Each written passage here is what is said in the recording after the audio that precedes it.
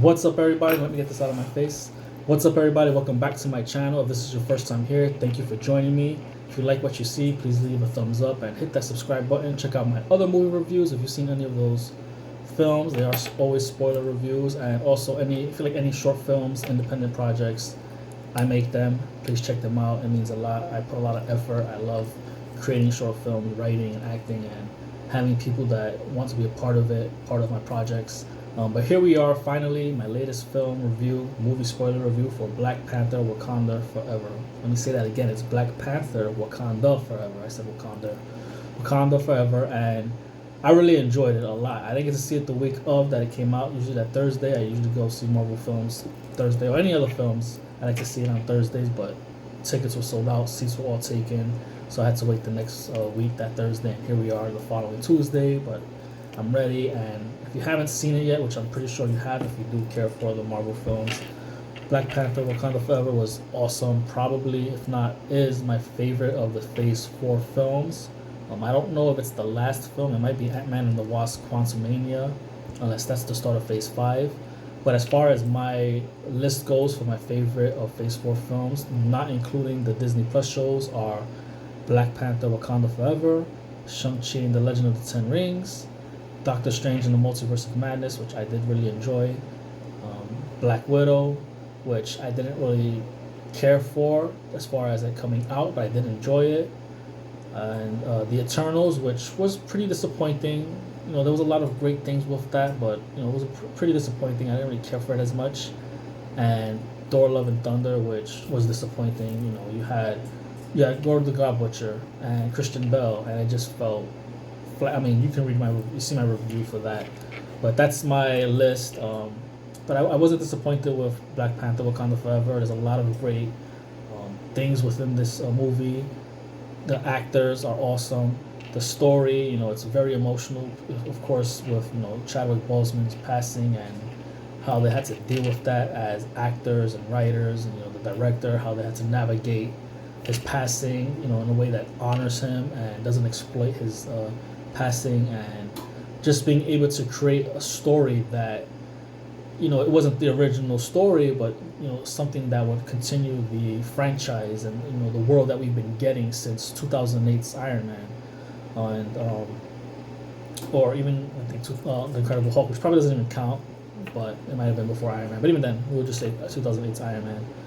And you know, they did amazing. They did a really great job. You know, I love the film. It really tugged at the heartstrings, or tugged at the heart, whatever the saying goes.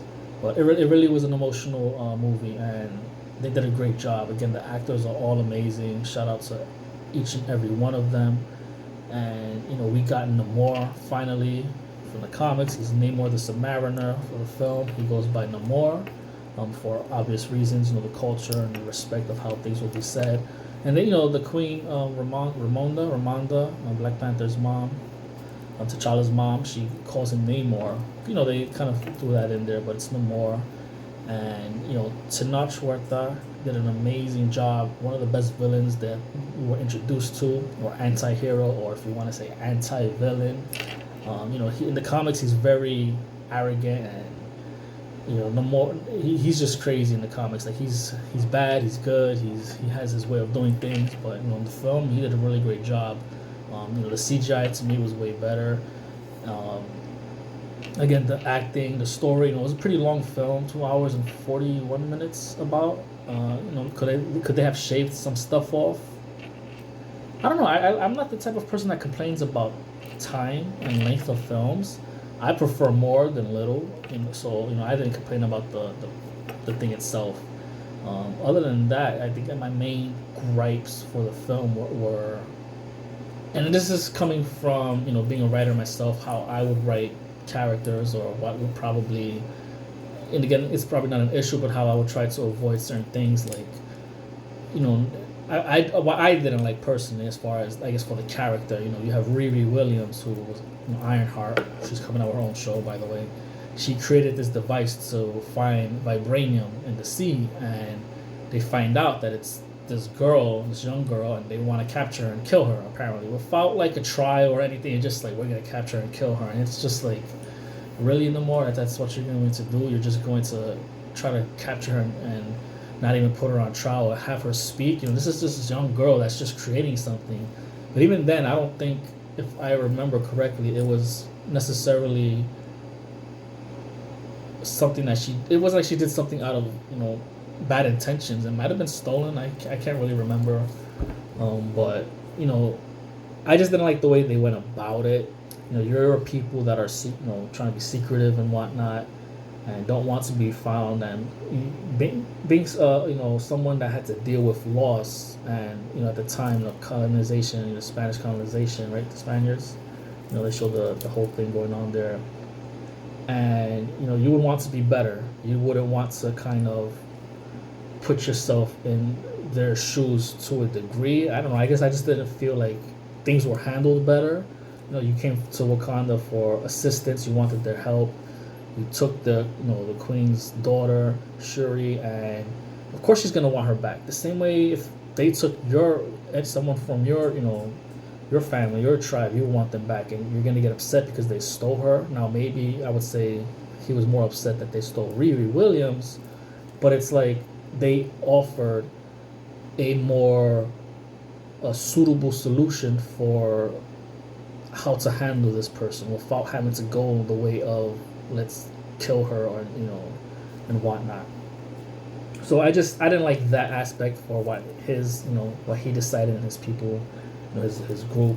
But other than that, it's a film. We have to get some combating going on. You have to have the Talokans and Wakanda fighting, and that was just the best way for them to do it. I mean, not everybody's gonna write things the way you would want as far as characters. Not every choice is the best choice. Not that I'm saying that all my choices are the best choice. I think I would have liked to see something happen differently. Maybe an outside source that influenced Namor's decision for certain things. But this dude was, he didn't care. Like Queen Ramonda died. She drowned, and he just tells Shuri, "You're the queen now." Like, no sorry, no nothing. It's just like, well, this is what happened, and now this is what you have to deal with. But it was he was a great character. Like, I loved seeing his presence on screen, and just everybody was great. A lot of great acting. Shout out to I forget the actor's name who played M'Baku. He was dope. I really enjoyed him. Even in the first one, he was cool. But Angela Bassett, amazing.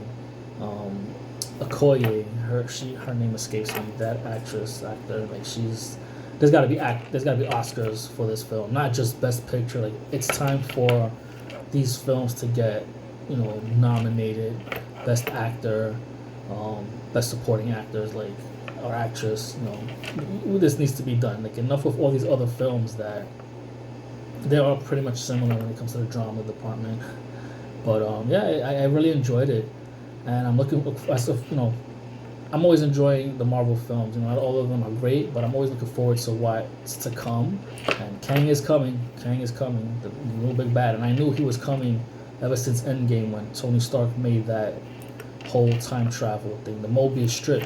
And one line that always stuck to me, he said, "When you mess with time, time always tends to mess back," or something to that degree. And once he said that, I'm like, Kang is coming. I remember going to my friend Perry, like, Kang is coming soon, and we got him. And Jonathan Majors is an amazing actor. He seems so cool. I love his work. I've seen his work, and I'm just looking forward to more Kang from him. He was in Loki, He Who Remains, so I'm excited, and I can't see where this goes. I can't wait to see where this goes from here. And again, Black Panther, Wakanda Forever, I do plan to see it again. And if you haven't seen it, what are you waiting for? Now's the time. And even if you haven't even seen any of the Marvel films, I'm just gonna go say you're missing some great stuff. Whether you like comic books or not, it's still great. Acting, great. Characters. Again, not everything is the best, but this is just an expansive universe. So definitely check it out for yourselves. And yeah, that's pretty much my review for that. I am going to have another movie review soon. I believe Disenchanted. I like the Enchanted film from Disney, so Disenchanted just came out on Disney Plus. I'm probably gonna watch that tonight and have a review for that. But yeah, this is my Black Panther review. Thank you so much for joining me. Again, please check out my other reviews, any of my short films. If you like what you see, please leave a thumbs up, comment, I will respond. Let's have a conversation, keep it professional, and hit that subscribe button. Again, thank you so much, and until next time, later.